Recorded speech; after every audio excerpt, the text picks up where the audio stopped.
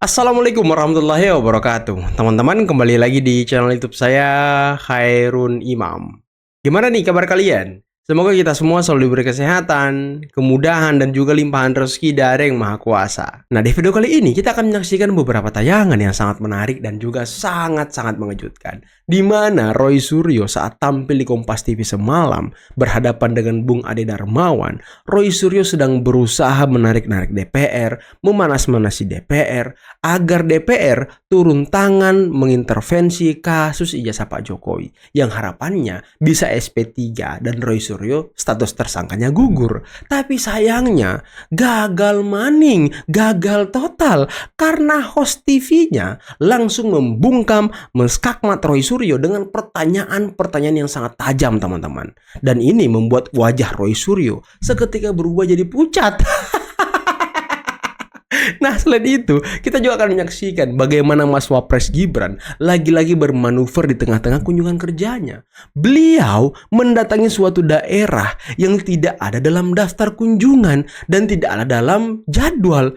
Ini kan seperti mengikuti langkah ayahnya yang suka tiba-tiba melenceng sana-sini, teman-teman, untuk melihat kondisi real sebenarnya di masyarakat. Dan ini sangat luar biasa. Nah, terakhir kita akan menyaksikan bagaimana sesama pembenci Pak Jokowi saling skakmat. Yakni ada Said Didu yang membungkam omon-omon dari Ferry Amsari. Tapi sebelum kita mulai, jangan lupa like, subscribe, dan share. Dan tanpa perlu berlama-lama lagi, mari kita mulai videonya berikut ini. Ya kita nunggu seperti penyampaian Pak Kabid Humas akan ada surprise. Nah, saya juga akan memberikan surprise. Surprise saya tetap ada. Tetap ada. Hadiahnya akan saya belikan panci anti gosong untuk Mas Roy nanti setelah dia P21. Tetapi kalau dia SP3, saya double menjadi 2. Begitu. Biar kanan kiri ya. Mau di double loh panci anti gosongnya. Ke pertanyaan saya adalah soal ini. Masih di tanda tanya kan ya, katanya ada dalam waktu dekat. Kemudian kita punya surprise. Tapi satu sisi selain Anda bergerak tadi untuk meminta lagi Bareskrim untuk memproses laporan ijazah Pak Jokowi, Anda juga katanya bersurat ke Komisi 3 DPR. Oh iya. Untuk diundang kayak bersurat DPR, mulu ya kan. Waktu itu Anda juga orasi kan demo di DPR. Di depan DPR. Terus Apa sih kemarin Mas perasaan Anda Refli itu? mengatakan anggota DPR itu 580 anggota sekarang, bukan 575 lagi. Kan banyak kerjaannya loh Mas Roy. Loh, kerjaannya urusan kecil aja. Kenapa harus ijazah aja harus sampai ke ijazah DPR? ini sudah setahun lebih. Semua sudah ribut, petinggi-petinggi negara sudah mulai pada komentar. Ini sudah persoalan besar, bukan lagi persoalan kecil. Dan ini gaduh, gara-gara orang yang tidak negarawan, yang tidak jujur, yang tidak mau nunjukkan tapi apa hubungannya harus sampai ke DPR? Kan ada Polda yang saat ini sedang menangani. DPR itu kan wakil rakyat. Wakil rakyat itu adalah tugasnya seperti pada lagu wakil rakyat, tugasnya rakyat, gitu ya kan. Jadi Gak jelas kau melihat permasalahan di daerah. Anda mau coba-coba untuk menekan polisi melalui Bukan menekan nih, gak ada DPR? tekan-tekanan. Yang coba menekan polisi itu yang dari sono itu ya. Masuk akal nggak Mas Ade kalau misalnya Jadi tiba-tiba nggak masalah boleh ada ingin tekan polisi itu, ingin nggak ke boleh. DPR, Mereka minta diundang yang dalam RDP. datang tuh. Ya. Tapi sebelum kita dengarkan pendapat Bung Ade Darmawan ya, saya sarankan nih Roy, jangan hanya menyurat ke Komnas HAM, jangan hanya menyurat ke DPR, jangan hanya menyurat ke Kompolnas, jangan hanya menyurat ke Kejaksaan, ke mana lagi, ke penyidik, ke Polda Metro, ke Irwasum. Coba Anda menyurat ke pemadam kebakaran. Coba Roy, coba Anda menyurat ke pemadam kebakaran. Tolong Pak Pemadam, padamkan hati saya yang mungkin penuh dengan kebencian, penuh dengan keangkuhan, penuh dengan kesombongan, tolong. Nah itu mungkin lebih masuk akal Anda lakukan Roy. Mungkin ya, mungkin. Kali aja bisa jadi solusi ya kan. Kita kan hanya bisa memberikan solusi kepada Roy Suryo, ya nggak teman-teman? Jadi gini. Lucu itu yang Pak Kapolda, Pak Kajati, aduh, di sampingnya ada waktu itu. Jadi gini, Pak Audrey, dalam hal pemberhentian penyidikan, seperti yang dikatakan teman-teman, baik itu Mas Roy juga, sudah menghafal pasal 24 tuh kuap baru tuh ya kan, bahwa ada 10 cara. Sana nggak apa. Nah, jadi 10 cara yang dikatakan itu semuanya tidak bisa untuk dilakukan. Kenapa saya bilang begitu, Mbak Audrey? Kita tengok yang pertama, ya. Tidak cukup bukti. Buktinya ada 300. Oke. Ya kan? Nah, sementara di KUHP itu hanya menitip 2 alat bukti cukup. Justru itu. Nah, kan itu. Sementara ada 700. Di mana tidak cukup tapi bukti? buktinya Terus kemudian peristiwa tersebut bukan tindak pidana. Bagaimana bisa dikatakan tindak pidana? Ada korbannya, ada pelapornya, terus ada ada peristiwa pidana yang terjadi. Artinya tidak ada pembanding. Oke, siapa yang paling takut maju ke persidangan? Karena kuasa hukum Anda juga bilang nggak relevan untuk dilanjutkan. Yang takut yang barusan di Solo gebrak meja. Katanya kan dia lagi ngumpulin Siapa dia yang gebrak meja?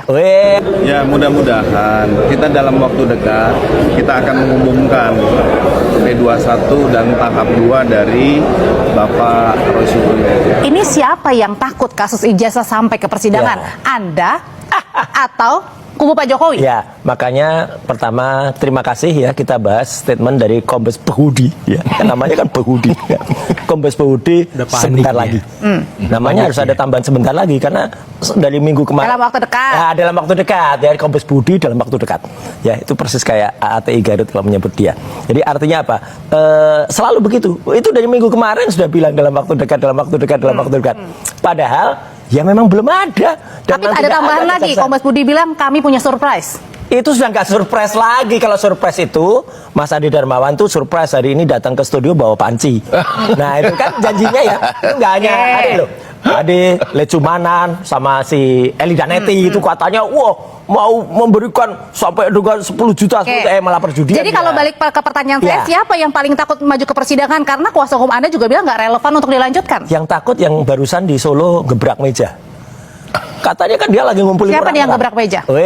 Ada itu bocorannya, bocor halus ya. Di Hotel Sunan dia ngumpulin kuasa-kuasa hukum, kemudian gebrak meja gitu katanya cuma 3 bulan 4 bulan. Gitu. Nah nyatanya nggak ada. Memang kemudian dikatakan lah soalnya dia takut, dia nggak mau datang kalau bukan persidangan yang dianya ini siapa?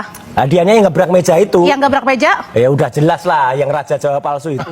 Waduh, udah panik Roy Suryo loh. Udah panik Roy Suryo loh. Dia memantau betul loh, memantau betul YouTube para pendukung Pak Jokowi.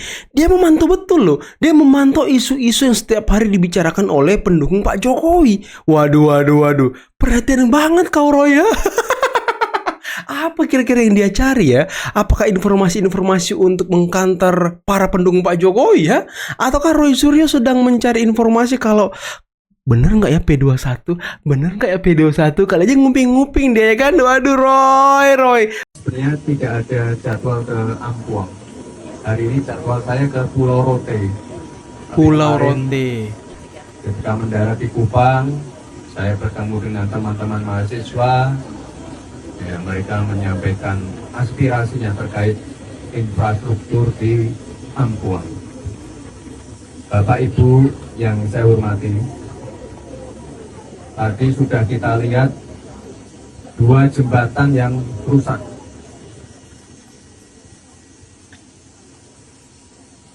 Dan saya lihat ini kerusakannya cukup parah. Parah, betul. Dan saya lihat juga di desa ini, di kampung ini, keadaannya cukup kurang baik, terisolasi, dan saya mohon maaf sekali, setelah pulang dari sini saya janji akan berkoordinasi dengan kementerian terkait. Keren banget loh. Keren banget loh. Diberikan solusi yang terbaik untuk Bapak Ibu semua. Ini ada ibu hamil 1 tadi mana ya? Sudah pulang mungkin ya? Yang baju merah tadi, baju merah. Aduh, harusnya ibu duduk, nggak boleh gendong. Atau anaknya yang duduk, nggak apa-apa. Ibunya jangan gendong, ya. Ibu mau duduk, ini kursi saya kosong.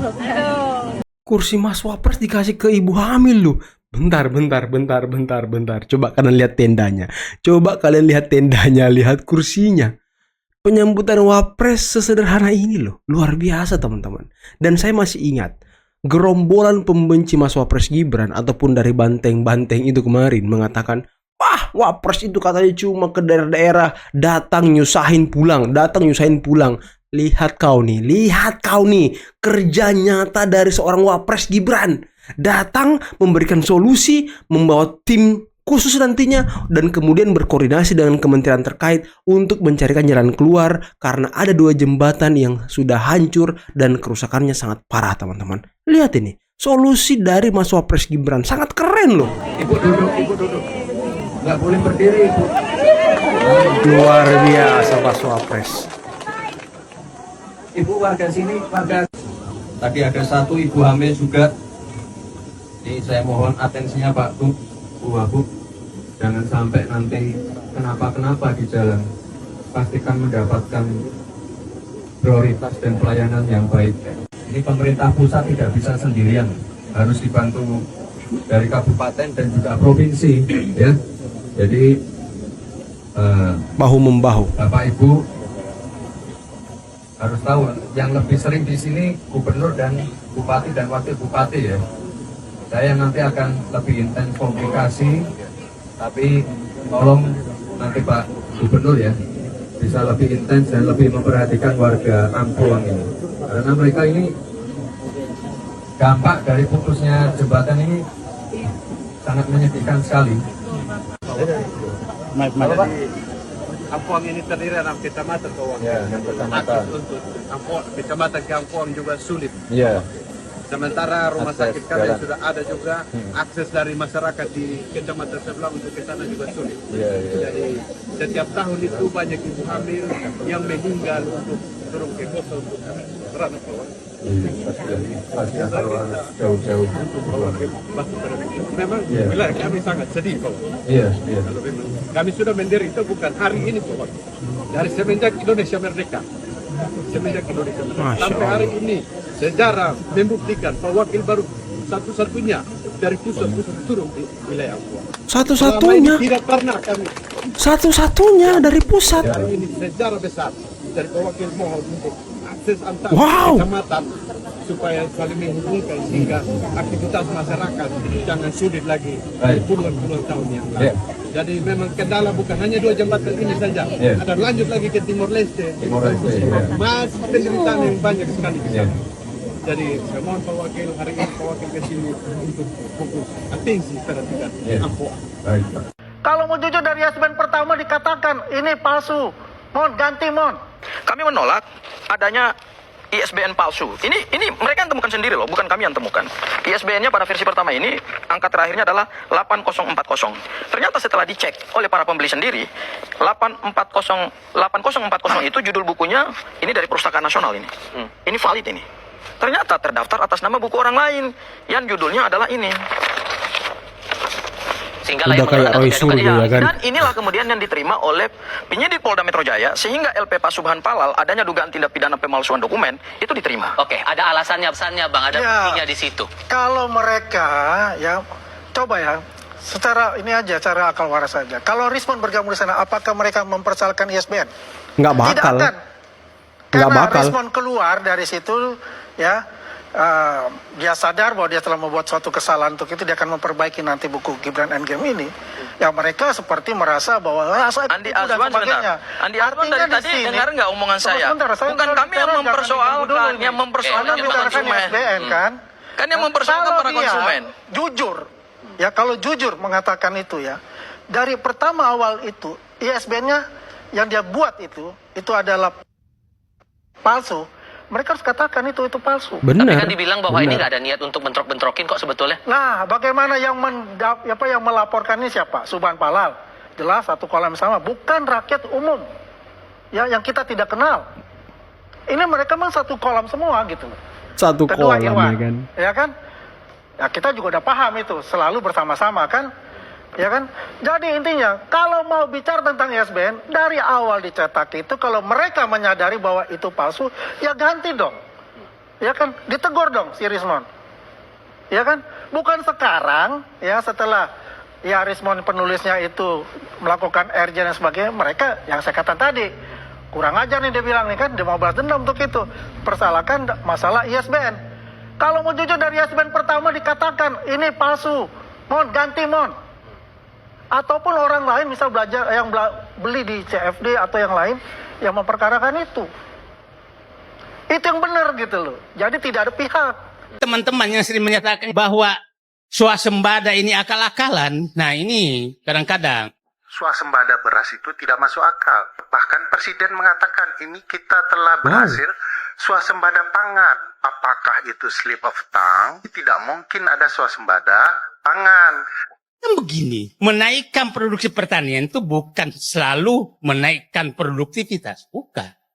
Paling cepat itu mempercepat musim tanam, ya kan? Kalau umpamanya saya majukan, tanam saya 30 hari, naik dong 30% karena 3 bulan kan. Dan saya melihat itu sedang jalan karena program pompanisasi ini mempercepat program tanam di mana-mana. Pak Menteri ini hampir 3 bulan ini kita berdebat dengan diksi, bukan substansi. Diksi terus. Jadi keluar pengamat-pengamat tentang diksi. Apa itu swasembada pangan, apa swasembada beras, apa macam-macam diksinya. Padahal sebenarnya intinya bahwa sekarang beras tersedia, harga terjangkau. Kan itu kok tiba-tiba berubah kawan ini? Dilupakan. Nah, repotnya ilmuwan kita juga terbawa ke diskusi diksi, bukan substansi. Kok tiba-tiba berubah kita dia? Lihatlah. Baru kali ini kita meningkatkan produktivitas. Saya pikir pendekatannya Pak Menteri sudah benar. Adalah merangsang petani untuk berproduksi. Merangsang petani berproduksi hanya 2 kuncinya, Bu. Berikan jaminan pendapatan kepada mereka dan siapkan suplai untuk sarana produksi mereka. Itu yang dilakukan bersamaan sekarang menurut saya. Itu bersamaan sekarang. Dengan kondisi seperti ini, saya di mana-mana menyatakan kondisi geopolitik dan ekonomi yang sangat berat. Kalau stabilitas pangan tidak berhasil, saya yakin politisi akan bergerak untuk menyatukan Prabowo. Saya yakin. Boleh orang menyatakan itu angka-angka, bukan. Faktanya kalau masih itu hanya angka, gampang sekali digoyang oleh oligarki lewat Cipinang. Kalau itu jualan Said Didu ya kan. Karena bukan angka, fakta, maka dia nggak bisa menggoyang. Dan saya hormat betul sekarang kemandirian pangan ini kan ya intinya hanya 2 menurut saya. Hentikan mafia pangan dan naikkan harkat dan martabat petani. Itu saya itu 2 kunci yang sedang berlangsung sekarang. Ngeri. Ada apa ini Said Didu nih? Ada apa Said Didu nih? Apakah Said Didu sedang menjalankan misi untuk mendapatkan jabatan di pemerintahan Pak Prabowo? Kok tiba-tiba banget dia membungkam omongan Ferry Amsari ya? Kok tiba-tiba banget gitu? Ada apa ini? Seolah petani ketawa menikmati. Coba bisa bayangkan ya. Saya petani. Nice. Saya keluarkan 1 hektar. Ya 10 juta.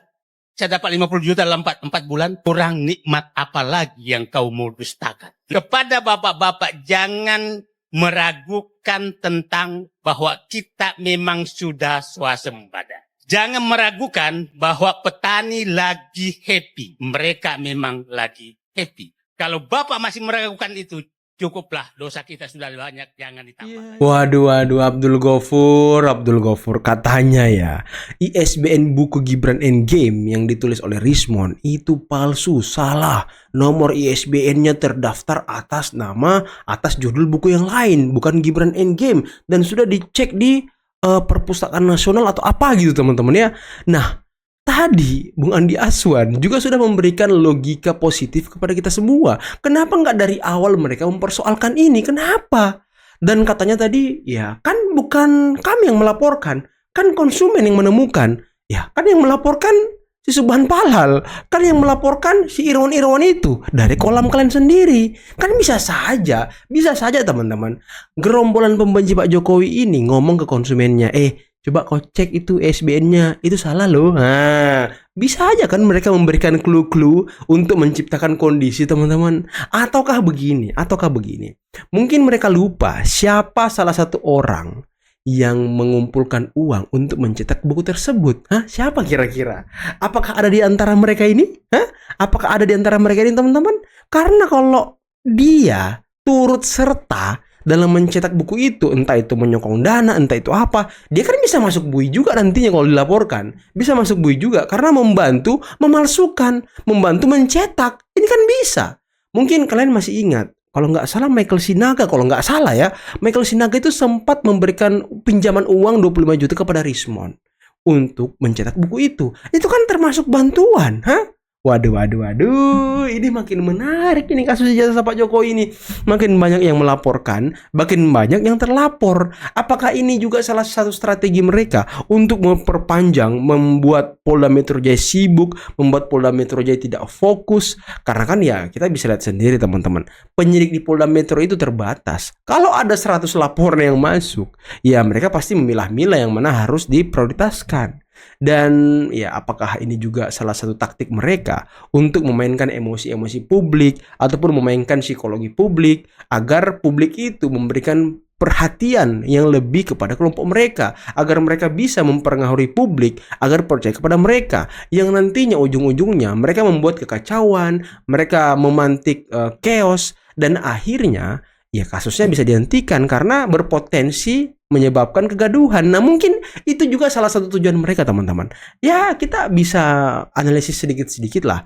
Cuman gimana ya, kalau Polda Metro Jaya lama mengumumkan hal ini, mengumumkan mengenai P21, ya ruang gerak mereka ini semakin besar, semakin nyata, dan semakin banyak strategi-strategi yang bisa mereka pikirkan. Kalau mereka langsung diumumkan, ya udah, mereka tidak ada ruang gerak lagi untuk melaporkan, mereka tidak ada ruang gerak lagi untuk berdiskusi satu sama lain, semuanya sudah serba terbatas. Karena ya Polda Metro udah lama juga ya. Tadi Roy Suryo juga sempat nonton videonya Mosato rupanya. Pak Jokowi gebrak meja ya kan. Aduh, perhatian sekali sama Roy Suryo ya. Semua YouTube channel para pendukung Pak Jokowi sepertinya ditonton sama dia. Dan Roy Suryo, Abdul Ghaffur Sangaji ikut bikin channel YouTube. Mungkin biaya operasional sudah bengkak, teman-teman. Biaya operasional sudah bengkak dan mereka melihat langkah update Refli Harun. Wow, cuan nih kawan-kawan ini. Memanfaatkan kita yang ngomong terus di depan kamera, mereka yang dapat duit. Wah, mungkin mereka berpikir seperti itu. Akhirnya ikut bikin YouTube.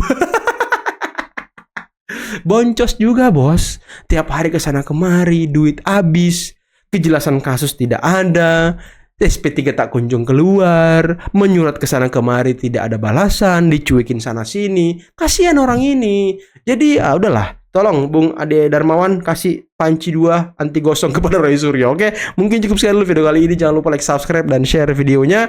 Akhir kata, billahi taufiq wal hidayah. Assalamualaikum warahmatullahi wabarakatuh. Bye bye.